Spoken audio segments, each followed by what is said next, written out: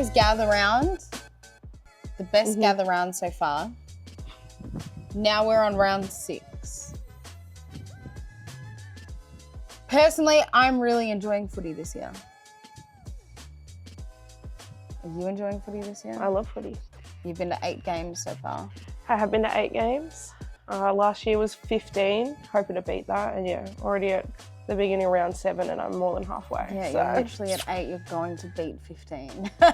That's on the cards. Yep. I think, yeah, a lot of the bottom teams are coming quite close. And yeah, there's been a few upsets, but unfortunately, that being said, the statistics are saying that this is the easiest year of footy to win. Oh. Actually, and that the favourites are just winning. I personally have done 2 weeks back to back of only missing each upset. Right. So like, I feel like it is getting a bit tighter. Like, yeah, your teams like your Melbournes and your North Melbournes are getting really close. But at the end of the day, they're still not copping those 4 points that they desperately need to move up. But that also being said, the season's quite young. Things like the Doggies can happen in a few rounds where they are on fire, winning every single game, top of the ladder, to 3 losses in a row. They were 4-0, they're now 4-3. Spoiler alert. Round 1 started us Thursday night. It was Carlton versus Collingwood. I was at the game. I didn't think that the energy was that electric, like what it normally is at a Collingwood game. Maybe Collingwood supporters are nervous. I don't know. It was Nick's 100th.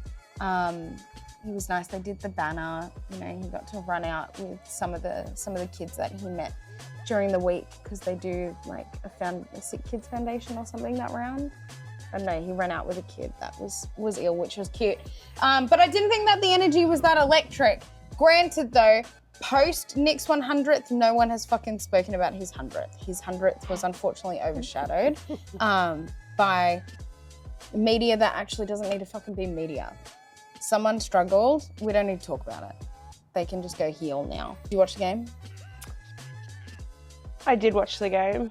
I think Nick and Dan's bet as well Was really good. got everyone in, and it was looking like Nick was going to shave his head there for a little bit till he decided that he probably didn't want to do that and put his team on his back and carry them to victory. He's had a shaved head before though, and he actually suits a shaved head. And that was his kind of, you get a tattoo that's going to stay on you permanently and I'll shave my head that will grow out in 2 more months. I was like, you don't even look ugly with a shaved head. Like, it would have had to have been bald. They could have negotiated, I reckon. Like, It would have had to have been bald, because he's would have hot played with a shaved head, I reckon. watching that episode, he was great in it. He was very funny as well. Yeah. So I reckon negotiations could have been spoken to. I reckon he could have gone down to the skin. Do you reckon you've warmed up to Nick after that episode? A little bit. And just his performance. Like, I can't knock that he's not a great player, but yeah, just seeing his personality a bit more in that Dan episode, like, I've grown to like him a little bit more, for sure. Was he on it the whole hour and a half or whatever? No. Right, just a little bit. Popped in and out, let the boys talk to him. It was lit. He's having a really good year. Brownlow votes for me. I've done Nick, obviously. The goal, I don't think it was goal of the year, but I think it was an incredible goal. Perryman and then Houston. And then I also wrote Lipinski was also really great. Oh! Girlie's just coming for me. Oh! I also went Nick for the 3, just based on his 4th quarter alone. Perryman for the 2, and yeah, Houston, again, I think he's having a ripper year and finally stepping up, so I gave him the 1. Which is good. And honestly, you come over to a really big team, the exact same thing happened with Shooter. They come over, they shit themselves, and then second year, you know, get a little bit of confidence and realise that the Pies fans aren't that scary. Best on, I wrote Nick. I think the goal was elite, 39 disposals, 8 inside 50s. I wrote specifically quarter 4, Nick Dacos. He had 13 disposals in that, 2 tackles, 1 goal, 5 score involvements, 4 clearances, and 4 inside 50s. Yeah, it's pretty crazy. Yeah. Oh, wow. So he really actually did nothing the first 3 quarters.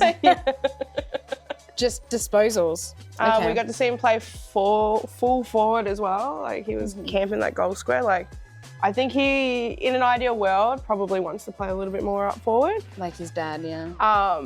And he showed it again, specifically in that 4th quarter, though. Yeah.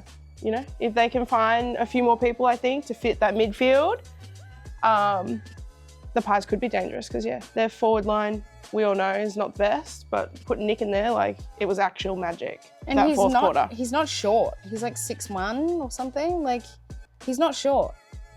I actually don't know. He gives short vibes. Like, I He wouldn't have does- guessed he 6 does foot for give- him. He's 189 centimeters. I can't compare that girl. Neither, I don't know. But he's not short. That's all that matters. Yeah. Worst on, I said Carlton in general. What did you do? Baggers. What the hell? And fans' mentality is what I wrote. Momentum shifts just slightly and it feels like all belief is out the window.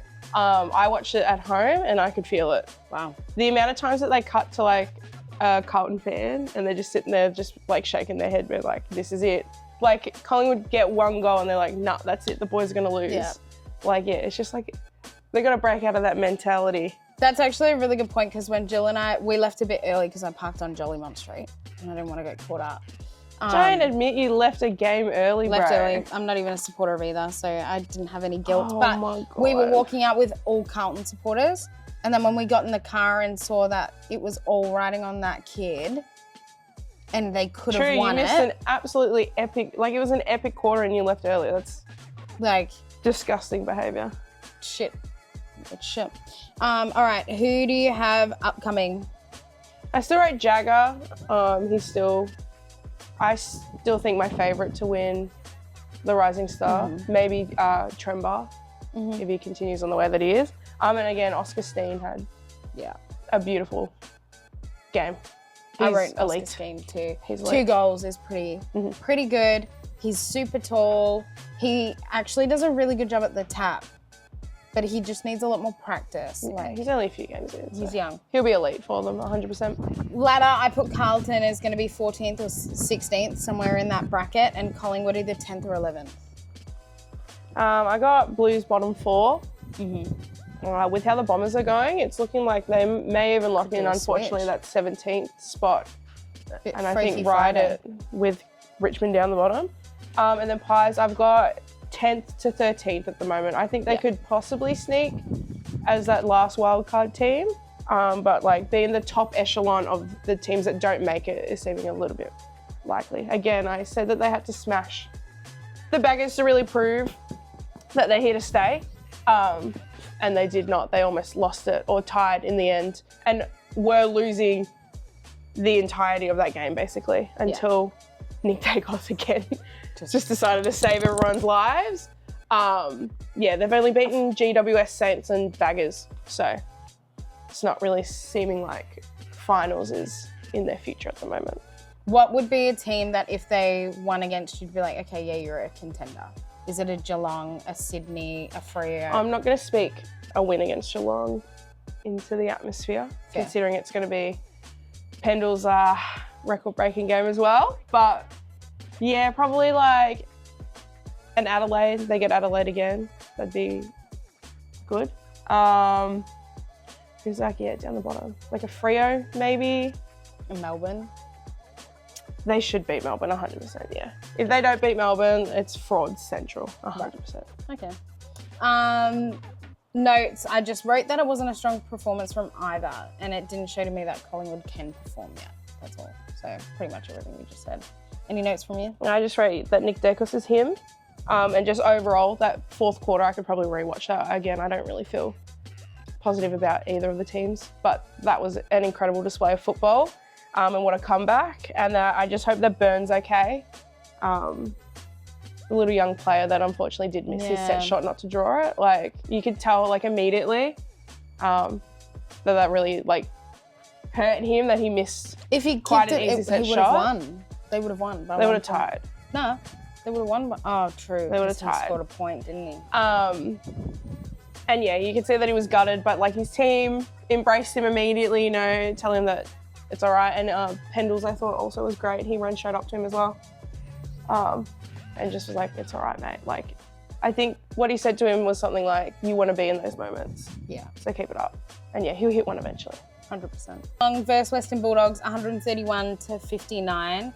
Elite game by your boys. And I think the whole comp thanks you for wiping out arguably the best team in the league and now making them the worst. So who do you have for Brownlow? I want to start off by saying I'm utterly devastated and shattered that I couldn't be at this game. I had a concert on at the same time, so I couldn't get down to Geelong. Disgusting. At the beginning of the season, I was like, I don't think I want to go to this game anyways, when I saw that I wasn't going to make it because the Doggies were on absolute fire, but they just had the worst luck since versing Bombers.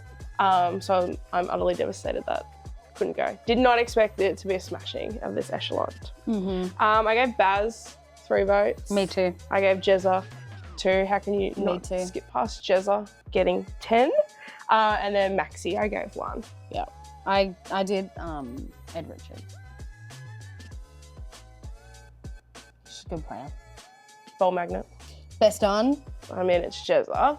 Yeah, 10 is crazy. Yeah, he kicked 10 goals. When he is on, he is so on, as you could tell. And that, yeah, just reminding the comp that he is a great key forward.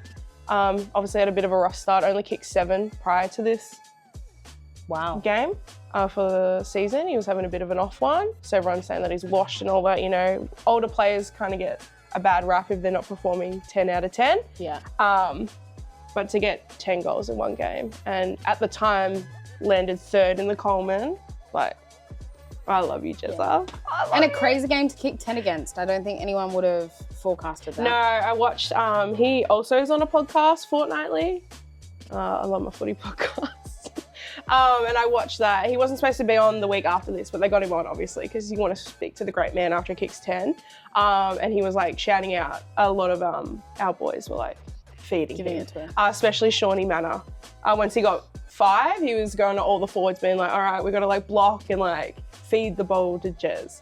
Absolute feed him. And he's also the one that told him, because he had like 8 seconds or something at the end of the game there to land his 10. Shawnee's the one who like ran over and told him like, if you do play on, like it needs to be instant, otherwise the siren's gonna go and it's not gonna count. I rate So that. shout out Shawnee Manor for helping the big man get there. I rate that.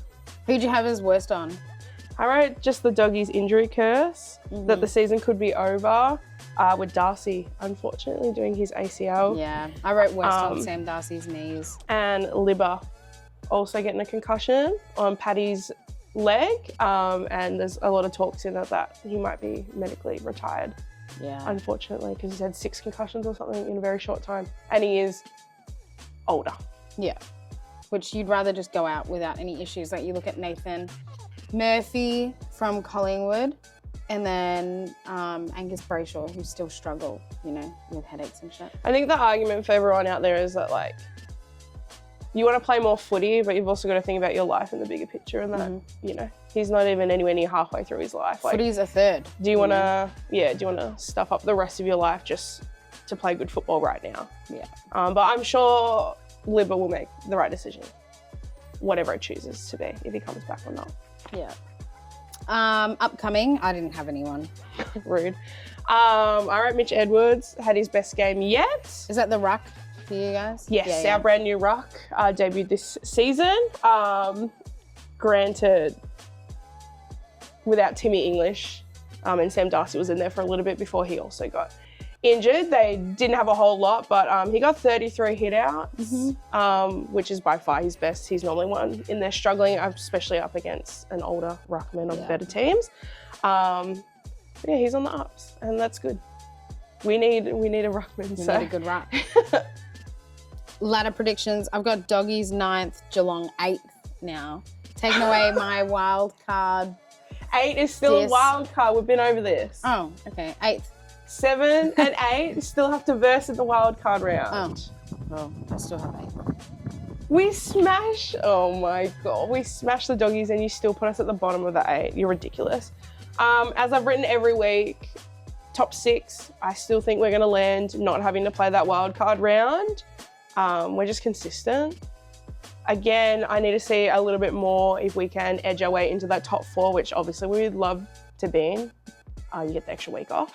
And then doggies, because of all the injuries and their downward trajectory right now, I have them wild carding. Wow. Potentially. I still think they'll play finals with the 2 extra teams now, unlike last year. But yeah, rest in peace. Poor doggies. Notes, I just said, good game from Geelong, wiping out the best team in the comp, Lamau. Thank you. You hate my team. Okay, I wrote Jezza is the first Geelong cat since Gary Ablett Sr. to kick 10 at Holy GMHBA shit. in the 90s, so shout out. And he actually outscored the doggies all by himself. Doggies only scored 8 goals. So shout out Jezza for being a one-man show. I said that the doggies backline already is not great, and we just kind of exploited that because we have a very strong forward line. Gonna shout out my man Bose. He had a great game again. 23 disposals, 2 tackles, 9 score involvements, 5 inside 50s. Please name him next round. Yeah. And every round after that. I love this man. And just congrats to Blitzars and Kohler for playing 500 games between the both of them, and us being able to get over the line and for their milestone games, Unlike absolutely Brizzy. smash them. Absolutely smash them. Do you know, I will say this as well, which I'll touch more on it on the next film, but I didn't realise how reliant Bulldogs are on the Bond. Yeah. They And know that showed this game. They know that they don't have a back line, let alone now that they lost Rory Lobb and O'Donnell in this game, the number 1 and number 2 key defenders, that they rely heavily on, scoring from stoppages. And that, they're just like, okay, well, we don't have a back line, so let's just try and never get it back down there. Mm-hmm. And unfortunately, now that they're getting injuries from each third, now that they've lost Sam Darcy, Lib is out in the midfield, Ed was out for a little bit, Bont had an injury scare at this game as well. He overextended his knee, and we didn't even know if he would play this round. They're just absolutely cursed, and unfortunately are getting hit in all echelons. It's not good if Buku Khamis has to be your number 1 key defender, unfortunately. Even though he is good. He's doing great. He's not that strong. He's great as the 3rd best. Uh-huh. And now he has to try and prove himself as the 1st best, unfortunately. So, and I'm pretty sure O'Donnell and Lobb are out for 3 to 4 more weeks or something like that. So I think we're looking at a very dark time for the Western Bulldogs. 3rd game of the round took us to Swans vs Giants, 107-66. Good scoring from Sydney. They got rid of their Lionitis with only 5 points. Brisbane-itis. Brownlow, I had 3 for Blakey. Arguably, I think his best game ever. I think he really carried and filled in that empty spot in the midfield, but stuck to his own. He didn't impersonate anyone. He was just him. Second, I had Grundy. I think it was a really good performance from him as well. And then 1 for Lockie Ash. Whenever we got it down in our 50, he was just fucking there. He's incredible. Really good. I guess ever since and I've said this every fucking review that we've done, ever since the State of Origin, he's just been on my radar. Who do you have? Kind of similar. I did Grundy for 3. I think he's on fire right now. He's doing good. I did Blakey, the Lizard, for 2, and then I gave Clary the 1. He's just an absolute ball magnet and kind of holding down their midfield at the moment, I think. He's averaging so many disposals. He's in the 30s every game, I'm pretty sure. So that's good. He's incredible. Good that he's enjoying footy again. Best on, I had Blakey, 34 disposals, 1 goal, 6 inside 50s. He is, just for context, the Collingwood-Carlton game, Nick had 8 inside 50s. Blakey is a defender with 6, So that's just kudos to how well he is at carrying the ball down, which we know that's why he's called the Lizard, because when he's got it, he pings it, just runs down, and we saw that last night too. But as a defender, to only have 2 less, I think is pretty crazy. I did Grundy for best on, my 3 voter. 27 disposals, 37 hit outs, 7 clearances, 8 score involvements, 6 tackles as well. He's a huge man. I think with the ruck rules this year, it's just, I guess, kind of highlighting them a little bit more. I feel like they're kind of a not really overly appreciated area of the game. No one really cares. But I feel like this year, we're able to see who truly is really doing well with these new rules and who's not. And Grundy being older, again, also I feel like people were a bit scared, but like he's killing it. He's coming 100%. for that All-Australian Max Gawn, I reckon. I would say in these reviews as well, we've recognised a lot of rucks. You know, you just recognised your ruck. I know last episode we spoke highly of Max Gawn, which is good to see because, yeah, definitely an underappreciated They're super role. important in the midfield, 100%. Like hit-outs and clearances are everything we're learning for the speed of the game, so. 100%. Worst on, I said Joel Hamling, please don't play him. And, well, they read my mind. And Callum Brown as well. He's a defender for GWS. He had it, it was like 3 or 4 times with nearly 60% time on ground. And it was down in our 50 a lot of the time. So, like, I feel like if he had put more pressure on or their defense just worked better, they could have prevented a lot of things. Side note though, if they'd also just kicked straight, they probably would have been way closer in scores. My worst on, I did the Giants' accuracy. They had 26 scoring shots, which is actually more than what Sydney had. 26 scoring shots, 8 goals, 18 behinds. They were operating at 13% goal efficiency for the game. So again, I think the scores... Shut up, Georgia! We're filming. What are you doing here? Yep, sorry, go. I think the score doesn't really reflect how well GWS did. Again, having more scoring shots, just unfortunately, yeah, they were highly inaccurate. Toby Green, I'm sure he's filthy with himself. Kicked 5 behinds, that's it. I'm sure he's absolutely filthy with himself for that. Especially with Jezza kicking 10 and they're like best mates. So. Opposites attract. Yep. Upcoming, I had Justin McInerney. Like, I know he's been in the comp for a while. No, he's having a ripper. He's 25, but literally, if he doesn't get an All-Australian jumper, I'm gonna be so shitty. So shitty. Rising's Phoenix. Yeah. Gothard from GWS. 20 disposals, 2 goals, 8 score involvement, 6 inside 50s. As Phoenix do, I think he's going to rise and just absolutely slay it. Hot young player. I think he's like 20, maybe 19 or something like that. He's very young. He's very young. He's going to be exciting, I reckon. And a good pick for them. I can't, well, other than that guy that wears the hat, he was a good pickup too. But I feel like a lot of their good players have been bought-ins, not people that they've brewed and created. Ladder prediction, I've got Sydney top 4, GWS 13th, 14th. I got Swans top 3, Giants 11th to 14th. But I've honestly changed my tune since writing this, and I reckon that they have a shot for wildcard 100%.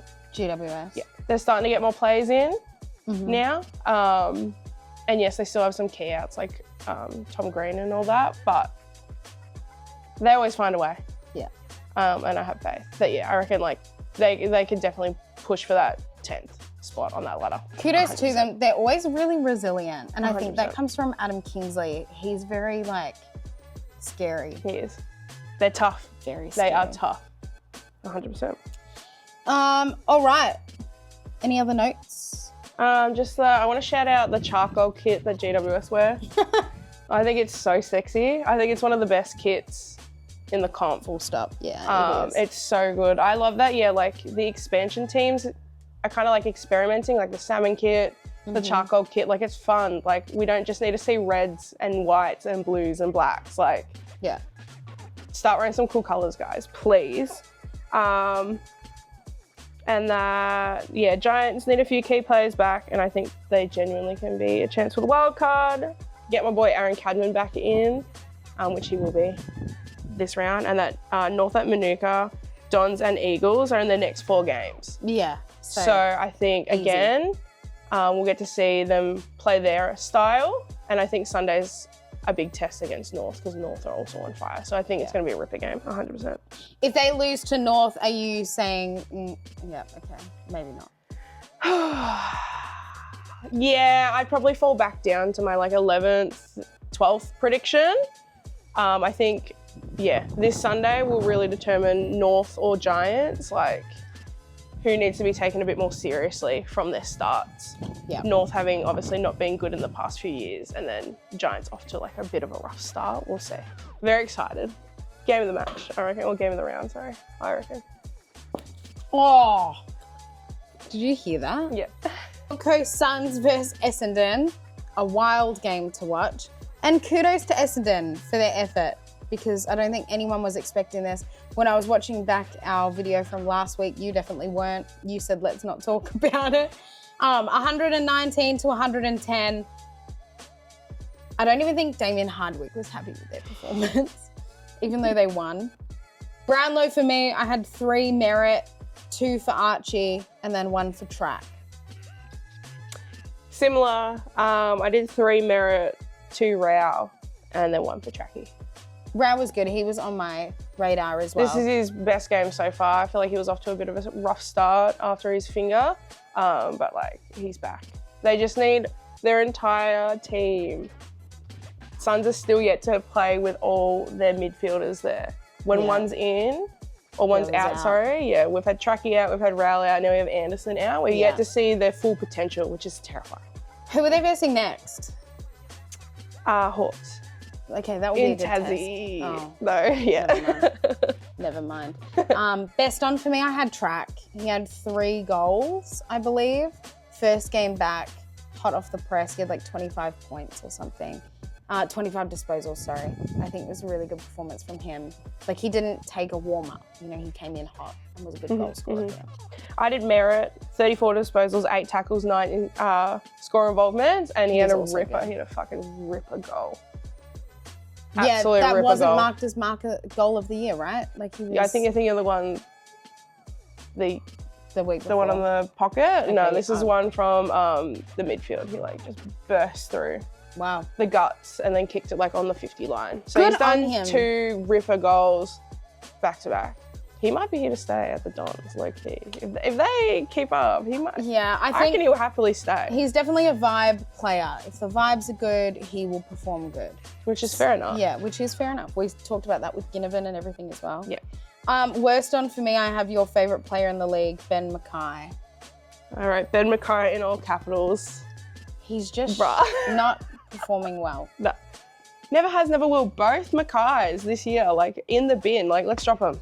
Let's free up some millions for both clubs and let's drop the Mackay brothers. Yeah. He literally had like no touches, no nothing.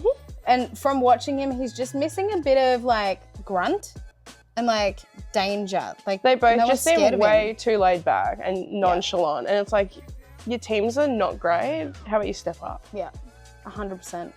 Upcoming, I had Archie. I think no one's ever spoken about him this much before. And he is performing really well. I would say that he is where Nick Dacos was last year, where it's just a lot of... We need a Nick Dacos counter for you, bro. Bringing him up unprompted. I haven't mentioned him that much this time. Other than the Collingwood game. He's like 6'1", he's like 6'1". Okay, that was when we were talking about them. Anyway, there's a lot of disposals, but not a lot of numbers to match the disposals. Like, he has the ball a lot, but it's not leading to a goal, or it's not leading to that many inside 50s. So last game he did kick a goal. This game he didn't kick a goal, but the disposals were still there. So I think we're at the start of his journey, and in comparison to other midfielders that are now converting a lot more, we will get there and we will see that. And he just seems like he has a really good attitude. Yeah. Yep. I did Archie Roberts as well, but also Sully Roby, I think, had a great game as well. Kicked 2, I believe, from memory, and they were pretty good as well. So again, lots of up and coming talent in that Dons team, which is exciting. We don't want the same teams in it like every single year. You actually want to see some like ebbs and flows in the game. And yeah, this year I think is like the first year that a few of them are like finally starting to break through. Yeah. It's great. Ladder, I have top 6 for Gold Coast and bottom 6 for Essendon. Bottom 6 is quite high. I did top 6 as well. Again, I feel like they were the favourites to be like minor premiers and all that, and they also had a hot start, but I think the cracks are starting to form a little bit. They're a team that notoriously can't travel. This is at home against a not great team. Yeah. And they almost they got fumbled rolled. it, yeah. So I think we're starting to see the cracks, and top 6, I think, is still up there. Yeah. And then Dons, I have 15th or 16th. I still think they'll finish bottom 4 because, again, they're playing well, but they're not getting the 4 points that they need so desperately. But they won't be bottom 2, which, again, for the first few weeks, I was like, they're the wooden spinners. They're not even going to win a game. And now all of a sudden, I'm like, actually, they're actually really fun to watch. Yeah. Yeah. Which is nice because I feel like the turns have tabled. North are really fun to watch. They were shit to watch last year. West Coast, yes, they're still struggling, but I find them really fun to watch, especially Waterman on the front. And then who else? Essendon are really fun to watch. It's just Tigers now. But Sam Laylaw is fun to watch. And West Coast, I think, are on a bit of a downwards trajectory as well after a good start. Yeah, which is sad. I just wrote, wow, Dons gave them a run for their money. 6th versus 17th at the time was the matchup here, and it was unreal. I just wrote footy is so good. Yeah. Football's so fun, bro. And that Suns have Hawks at Utah's next round could be another momentum killer. They've had a bit of a rough one, and I think now they finally get their asses handed to them, unfortunately. They can't travel, and Hawks always perform in Tasmania. It's their home away from home, so we shall see. 89 to 86, I think a really great performance from Port overall. And I guess I'll comment on it a little bit later, but it showed to me that Port have... All right. Over there. And where'd she go? She left as well. She's here. It showed to me that Port have amazing players and then players that can't contribute. And it's a really unbalanced team. Like they haven't got it full circle. Best Brownlow for me, I have Horny, Butters, and then Impey. I did Horny, Butters, and Nuke. Yeah, I mean Newcomb's always going to be up there. He's kind of first class for them. Best on? I did the Wiz. Oh wow. He played a great game. He kicked 5 goals and has honestly been really great. He's actually up the top of the Coleman. He's number 1? No. Oh. But he's, I think, top 5 currently, which is never happens for a small forward. Yeah, no. Key forwards normally hold that down. He's on absolute fire. Who's number 1? Ben King. Oh, fair. My Coleman medalist prediction. But yeah, you don't normally hear small forwards doing that well or kicking bags. And yeah, he just had a ripper game at Marvel. Yeah, that is really good.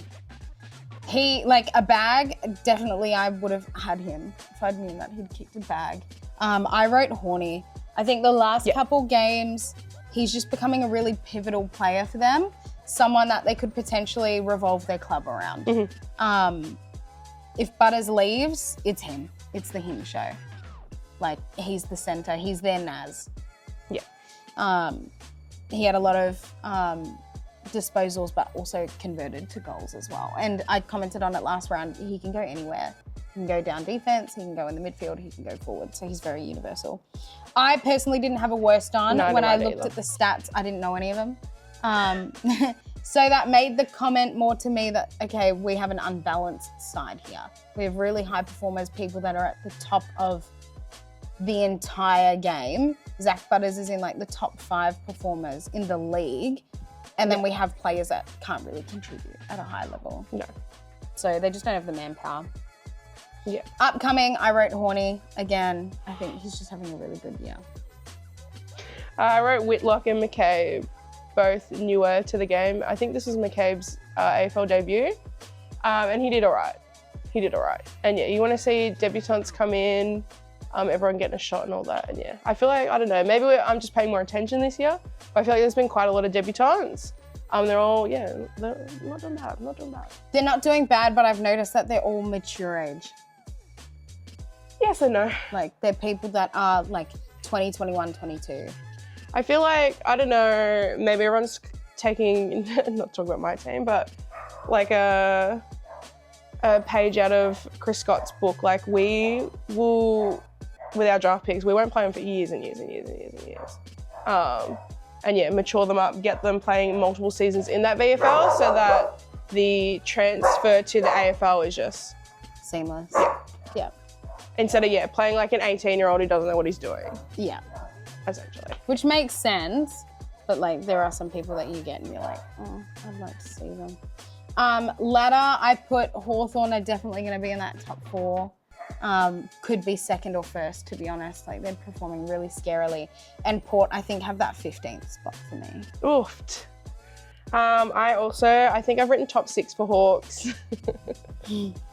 Is that every 'cause you week don't because wanna I'm a write hater. any Yeah, I don't want to higher? admit that and then I feel like in a game where they low-key got exposed and almost lost it, I'm finally being like, you know what, they can have that top 4 spot and they probably will finish top 4 100%. Port, I have 11 to 14th areas. Again, this game like kind of proved that even with not a deep list, their top few players are like good enough to low-key carry against someone like Hawthorn. So I think, again, not finals at all by any means, unfortunately, but I feel like they'll be not in the bottom 4, but in the top 4 of the bottom 8, if that makes sense. Who are Port versing next? Have they got a They good have one us. now? Oh, okay. So So they don't. speaking of good players, O'Shane Mullen's about to absolutely lock Zach Butters down, I'm assuming. We've also listed Mark O'Connor again, who I'm assuming, because he plays more of the back role, will lock down Horn Francis, who's playing more of the forward at the moment. And then, like, what are Port going to do without those two? well. So I think, unfortunately, if everything goes well, again, I don't like speaking things into existence or being overly confident on my team. But I mean, we have 2 of the best taggers, or the best tagger in the he is league. the And best yeah, he's tagger. absolutely going to park himself on Butters. I mean, we saw what he could do with the Bont, which we didn't even speak about actually. Well, I actually wrote in my notes. I just didn't comment on it because I saw the time. The Bond didn't have an amazing game. The Bont had 14 touches or something, 0 marks, 0 tackles. Yeah. O'Shea's like half his height and was able to lock the Bont down to that. Like, Yeah, that's crazy.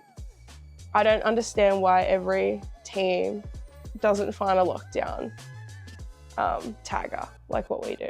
Like, I don't know how we're not the example. So yeah, unfortunately, I don't think Port are going to have a great week with us at home, We'll see how or it their goes. home.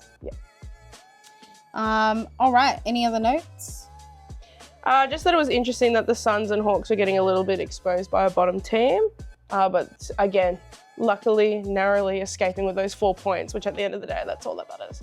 Crows vs Saints. We were obviously together and we watched this together. She fell asleep. I fell asleep because I had work. A good game to watch, but it was the Saints to lose, I think. Even though, yes, and it was an emotional game and they really had to win it for Jordan Dawson, for me, I don't think that it was a convincing win from the Crows. Saints could have won that. And there were things that the Saints did. They looked fumbly. They were dropping a lot of the marks, slipping over a lot. I just think they could have won it. Brownlow for me, I think Cal Wilkie 3. Arguably the best captain in the comp right now, I think. You got me thinking. Maybe. He's a co-captain, doesn't count. I would say Max Gawn is probably up there too, but Cal Wilkie just leads by example, and I appreciate that.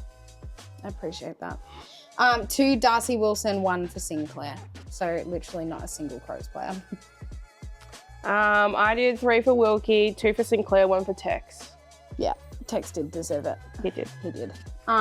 Best on, I put Cal Wilkie. I think he manned the defense, manned his team, and he was at the top of the AFL fantasy as well. So it just shows like his aura is matching his stats. His aura. His aura. Best on Cal Wilkie's aura. Yeah. I also wrote Cal Wilkie. Crazy to think, His I aura. believe he was going to go to Bulldogs or something. I don't think he was supposed to be at the Saints this year. So for him to, I guess, be named co-captain after Steele leaves and play the season that he is, like I want to lock him in already. He's going to be an All-Australian backman, 100%. He had 31 disposals, 16 intercepts, which is huge, and 7 1%ers. So yeah, he is saving their backline, I think, at the moment. Him and Sinclair, the 2 captains, have really put the team on their back. Let's just hope that everyone else can follow Loki, because they're again another team that's just like not getting the results. That To they lose by 1 necessarily point, deserve. you're not walking away with those 4 points, unfortunately, the Crows are. Yeah. So Side note, best on as well. I had Adelaide media, whatever. I thought the 12-minute everyone stand for Jordan Dawson was all class. And there were supporters, you know, like St Kilda people that stood and were respectful. I think that was all class. I didn't have a worst on. I thought it was a good performance from either side, to be honest. No one really stood out as being necessarily shit. Yeah, I don't think a game like that where it's literally the same scoreline, minus a behind, like same goals, everything, that you can really pinpoint one person throwing it away. Team effort. Yeah. Yeah. Upcoming, I put Darcy Wilson for St Kilda. Mm-hmm. He had a goal. He's 20. He was really carrying, I think, in the midfield because Naz will just always get tagged. Unfortunately for him, he's made himself into one of those players that's just going to get tagged. So they need other players to stand up. I think Filippo's having a great year, but Darcy Wilson kind of shot out this game, and I thought he was incredible. I wrote Finbar Melly. Counts in my heart for being rising and upcoming.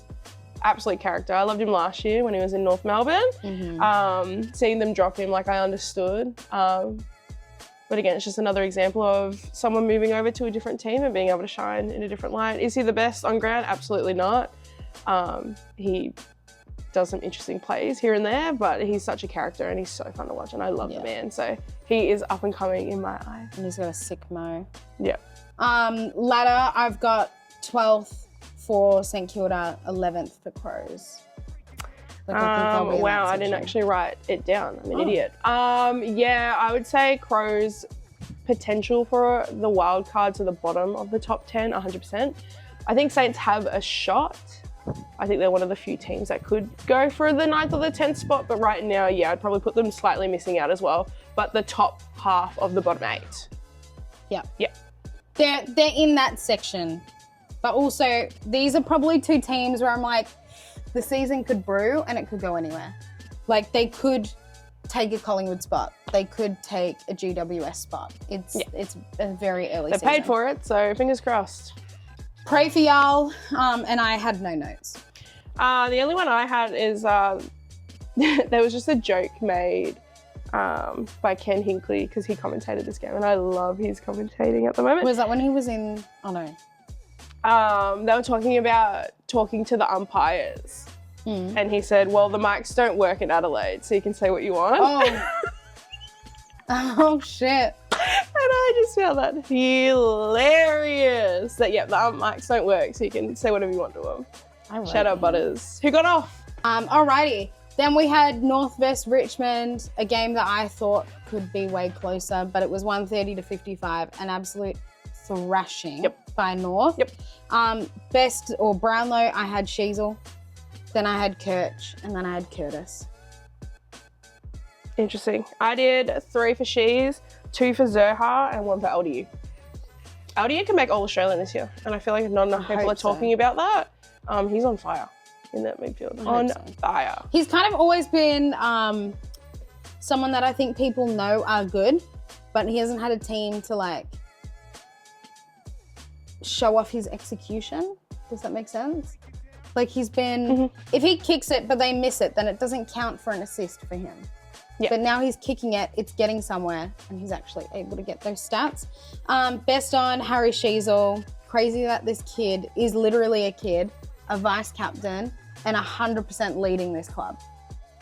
This year at least. I haven't seen much leadership from the SUV. I would say like Sheasel's leading it. Not too much. I don't think key forwards or key backs should necessarily be, or it's harder for them to show their captaincy because, you know, they're going to be at one end and just not have a say. Like, Suv is performing where he should. He's pretty sure leading the Coleman for them. Like, I'm not saying he's performing his role. He's just unfortunately stuck up one end where Shees can like run around. So like, I get it. I think an argument can be said that he's not being impactful with every single one of his touches. He is getting a lot. I think LDU is a bit more impactful. Shees just seems to have the ball a lot more. But I mean, I also did put him for best on. Yeah, he had 39 disposals, 1.3 goals, 11 score involvement, 7 clearances, 6 inside 50s, and he was actually only on ground 75% of that game. Wow. That's crazy. And another best on I just had was Clarko. He actually swapped Colby McKercher and Cam Zurhaar. Colby is normally half back, Zurhaar is normally half forward, but Zurhaar has just been having a bit of a rough start. Yep. So yeah, he actually swapped them, put Kerch up front and Zurhaar to hold down the back four, and it worked. And Zurhaar ended up having a really beautifully. good game. Yeah, he had an incredible game. And even in the interview after, obviously they were like, oh, how do you feel? You know, I feel like players want to be forwards. You want to be kicking the goals. Yeah, I feel like the backs get like a bad rep. But he was great in that interview. He was like, you could put me fucking wherever, mate. I want my team to win. Wow. Because they're like, yeah, oh, do you prefer forward or back? And he's like, I do not give a fuck. Put me where we need to go so we can get those 4 points. I rate that. And I also rated that because, yeah, normally, you know, it's a big thing if like a key forward gets put back. And you're, ooh. But yeah, he handled it really well. And Kerch also had an incredible game. So shout out Clarko for like, yeah, moving some magnets around and it actually paying off. And it worked. I had the same best on. Worst on, I had Steely Green for the Tigers.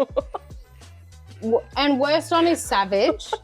I just don't think he is a baby. He had the ball like 3 times or something with 65% time on ground or something. Like he was on the ground enough to be able to get a look at it enough. Like that's crazy. And he's a young kid, he's learning. You're a That's bitch. fine. I wrote similar to the Doggies. It's actually the same margin, by the way.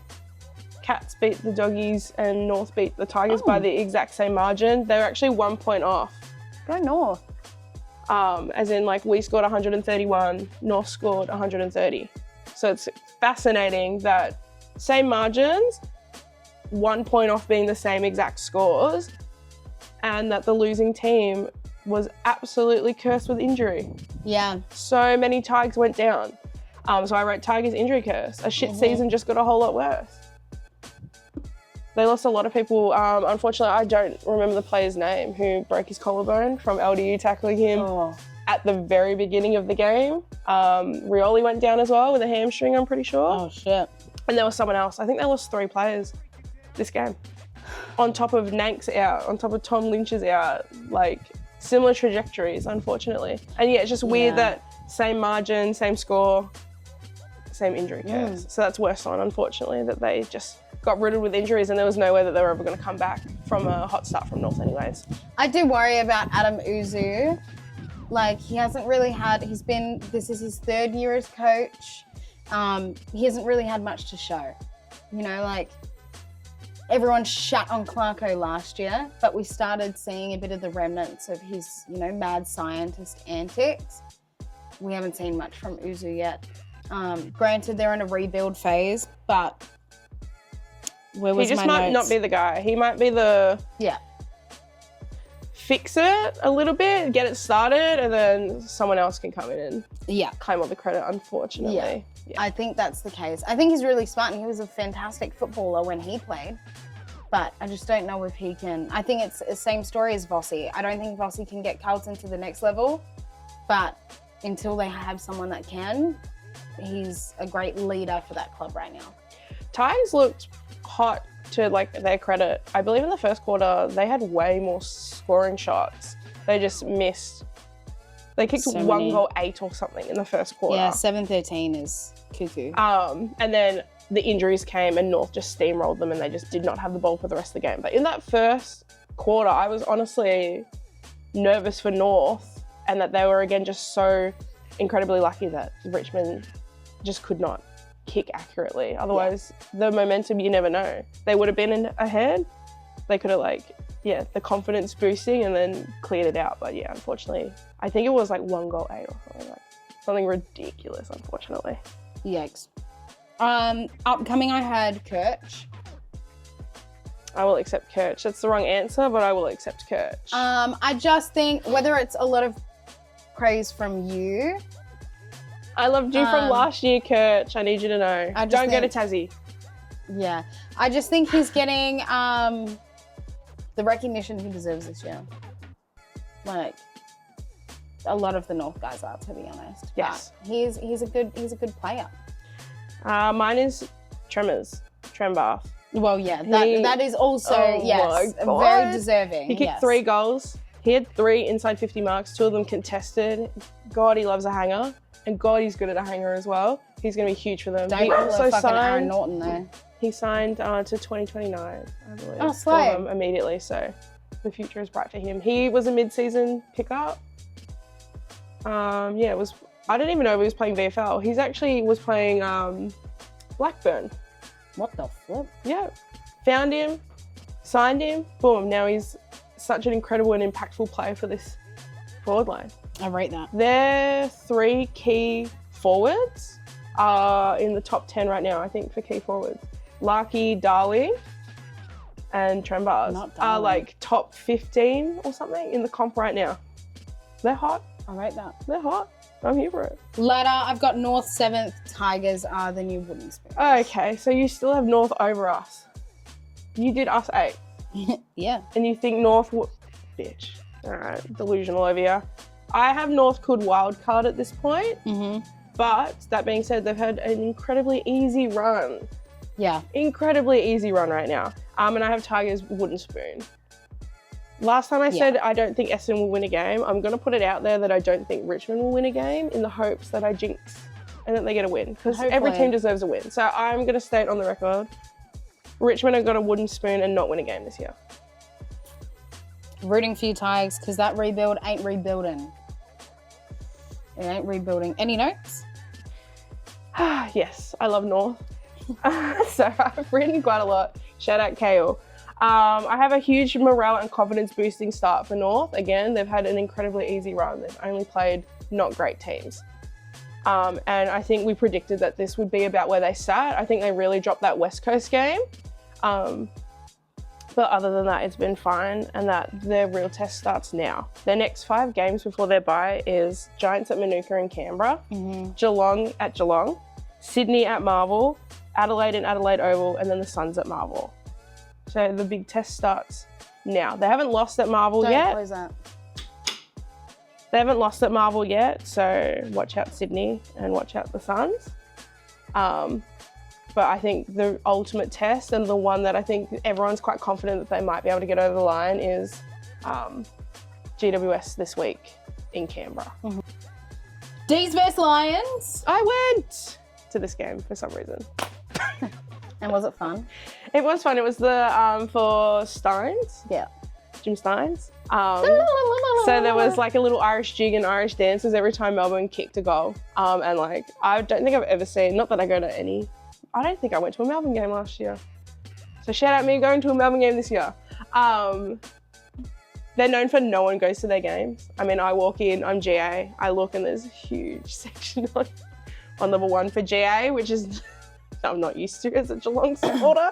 Got to climb all the way up to the nosebleeds. But yeah, they're known for no one going to their games and then being a bit flat. I mean, 3:15 on a Sunday is not Yeah. normally a fun time, but I will tell you that Irish jig, I have never seen the MCC members get up the way they did. Wow. Every single goal, they're all up, they're all like spinning their flags, they're all pretending to do an Irish jig. Like, I it was rate actually that. really fun to watch. Good As vibes. a Brisbane Lions lover, I was devo that they couldn't get over the line in the end, but it was a fun time. Like, yeah, we're all like clapping to the violinist. Like, yeah, it was fun. It was a rate good game. that. It was a good game. Brownlow, I have Neil Yep. for 3, Harvey Langford for 2, and then Washcroft for 1. Did you love a washi? Similar, I did, yeah, Chucky Neal 3, Langford 2, and I did Harris Andrews. I think he had a ripper game for my 1 vote. Another captain that leads by example. Best on, I had Harvey Langford. Everyone has said that Steve, is that his name? Steve? The captain. What? Not the captain, the coach. The coach Stephen of- King? Yeah, Stephen King. Who's Steve, bro? Who's Steve? Is trying to mimic a. Why are you starting to... What's his name? Who's the guy from Geelong? Chris Scott. Nope. The player. Which player? The one with blonde hair, and he's incredible. Ollie Dempsey. Yeah.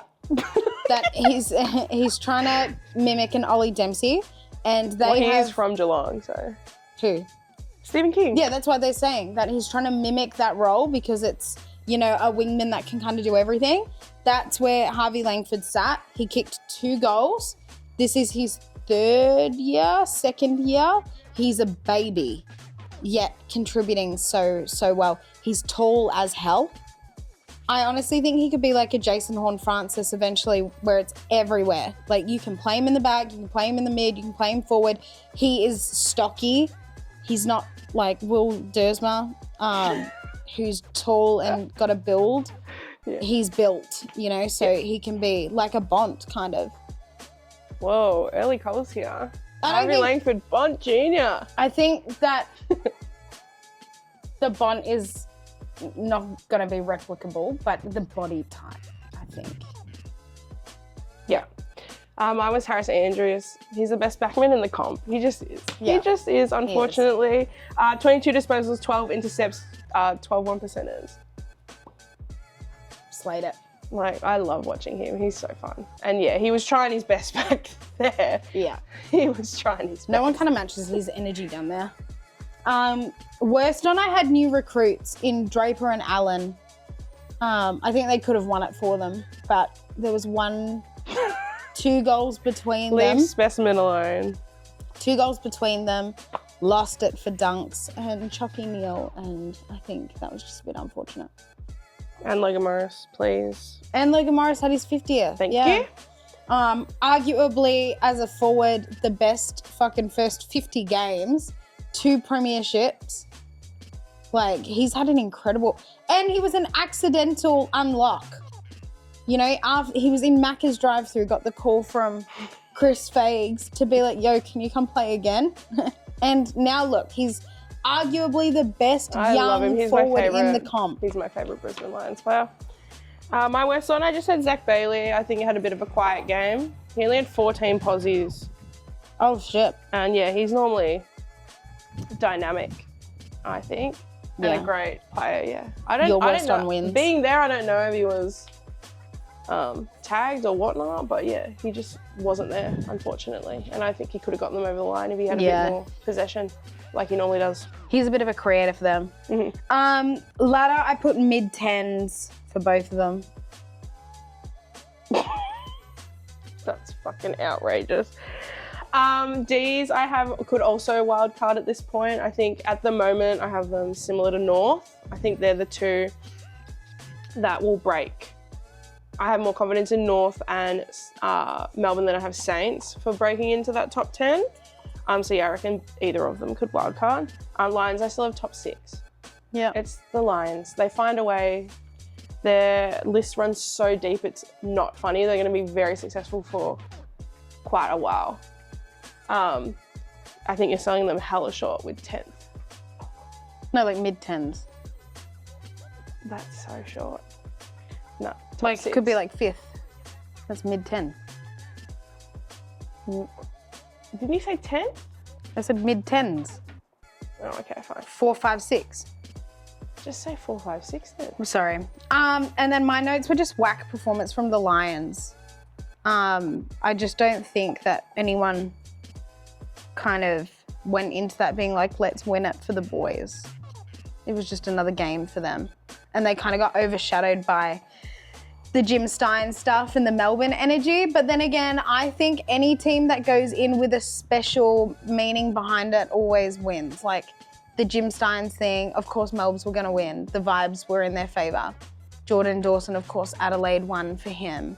We saw last year with West Coast winning their only game that whole year to celebrate the West Coast player that passed away. Like, I just think anything that has a bit of voodoo behind it just always wins. I wrote that there were some very interesting umpire calls, I think, late game. The free kick against McCluggage.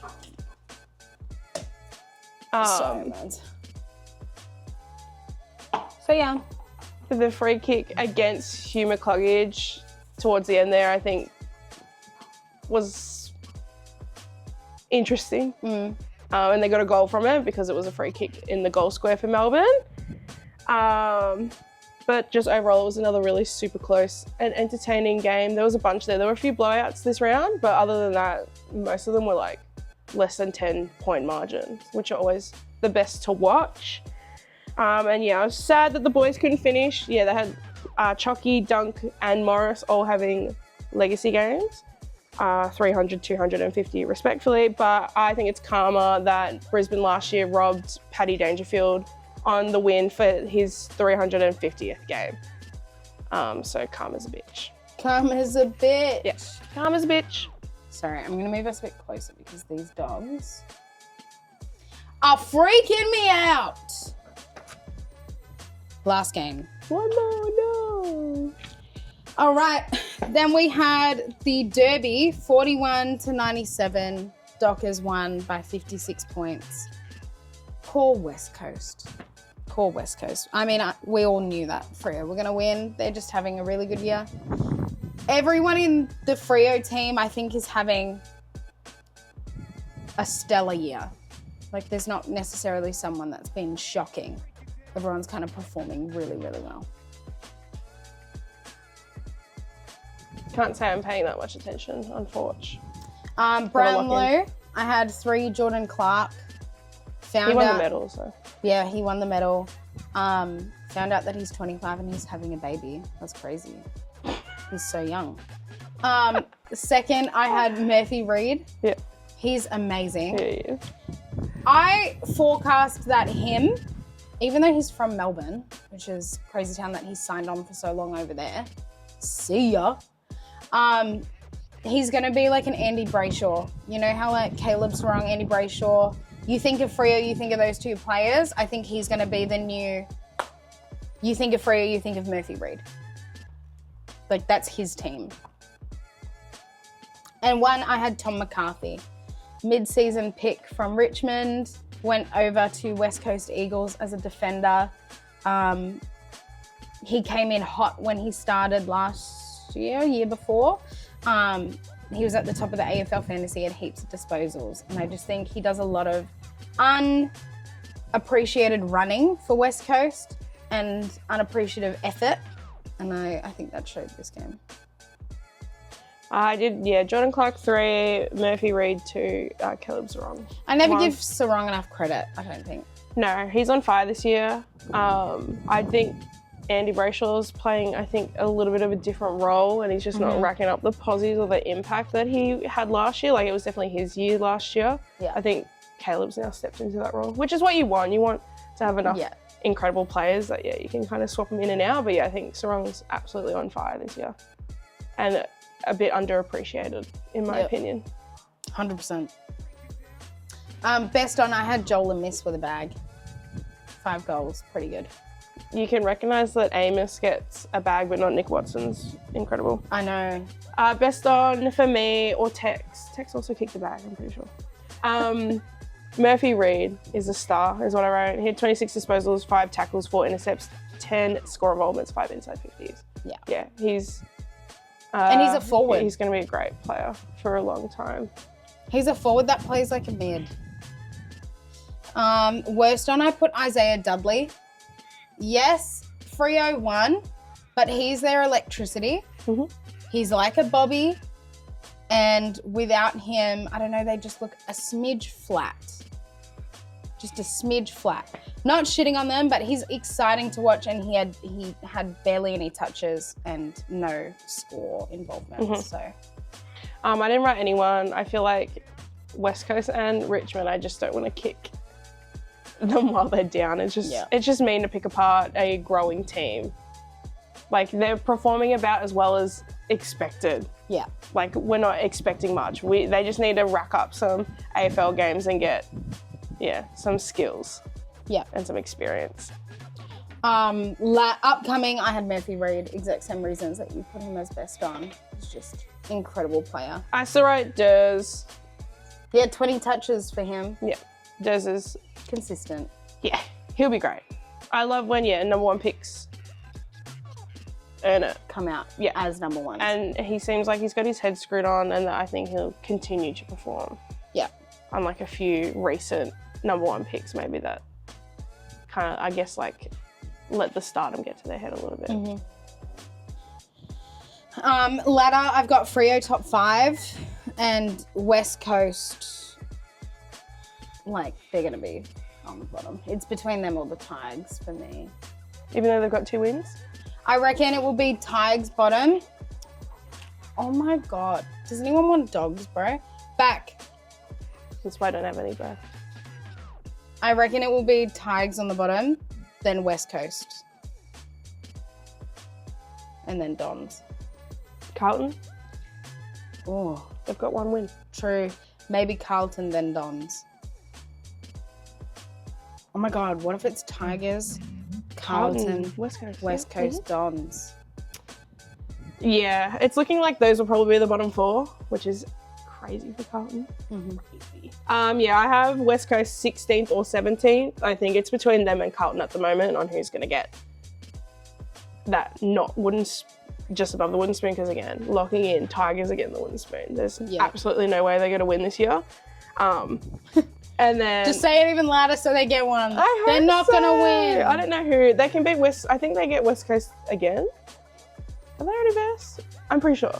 I think they get West Coast again, so that might be their only I don't think they're shot. first. Or they get Carlton again. Maybe. I don't know. They'll maybe get one. Just one though. No more than one. There's no way. And I got Freo top 4. Again, like entirely on me. I'm not paying enough attention to them, I don't think, but they're up there right now. And yeah, I think Sydney, Hawthorn, Freo, just off the top of my head, might be the top 3. They're on fire right now. I think they've won like the last 5 or something. Or, sorry, 5 in total. They lost to us, which they probably shouldn't have. They were ahead the entire they should have won that game. We just got there in the end. But they're on fire. They're on fucking fire. And they got Carlton. Yeah. They've got Carlton this week. Like, they're going to smash them. And then looks like a danger game, no longer probably a danger game. They've got West Coast next. Sorry, not West Coast. Western Bulldogs next week. Okay, so they might be in the clear. So they're like up and up and up and up. The only takeaways is that I wish it was a bit closer because it's the derby. Yeah. But another great win. I wrote for another great flag mantle win. I wrote Fremantle, I wrote flag mantle, and that the future's looking very bright for them. They never won one. This might be the year. I hope so. It'd be good for them. It'd be crazy. When's the last time we had 2? It's probably recent. I'm probably an idiot. It was recent. Never mind. I was going to say that we didn't have 2 Victorian, or at least 1 Victorian team. But you got rolled by Brisbane a few years ago. Yeah. So. But like, honestly, right now we're kind of looking at like maybe like a Sydney Fremantle grand final, which could be good for the narrative. Hear me out. You normally get fucking rolled in a grand final, always. But how would you go up against a team? Like, do you get rolled by a team that's never been there? Yeah. That might be like the ultimate even playing field for either team. So that could be a ripper grand final. But everyone would go into that being like, Sydney, please fumble so that Freo win their number 1, like their first I'd one. probably want Sydney to fumble regardless. Whoa. All right, real quick, off the top of your head, who your tips? Okay. Well, Swans will beat the Dogs. D's are gonna roll the Tigers. Yep. They're hot. Hawks are gonna roll the Suns. Yep. I think this is gonna be an upset. I have tipped as of right now. Again, I like to change my tips, and I'm doing pretty well. Dons, I have tipped the Dons as of tipping Dons right too. now, and I hope so. I'd love another upset. And they're on a good trajectory. They need to get a win. This is the ultimate win. I think we roll Port. We always roll Port ever since 2007 grand final.